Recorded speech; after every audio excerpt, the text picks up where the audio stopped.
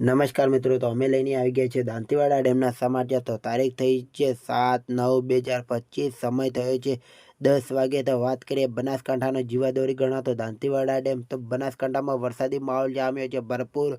અને વાત કરીએ દાંતીવાડા ડેમમાં આવકની, તો આવક જોવા ભરપૂર આવક જોવા મળી રહી છે. અને દાંતીવાડા ડેમમાં જો આવી આવક ચાલુ રહેશે અને આવકમાં વધારો જોવા મળશે તો બનાસકાંઠાનો જીવાદોરી ગણાતો દાંતીવાડા ડેમ આપણને ભરાતો લાગશે, કારણ કે ભરપૂર આવક થઈ રહી છે. આવકની વાત કરીએ તો 27,427 ક્યુસેક પાણીની આવક ચાલુ છે મિત્રો.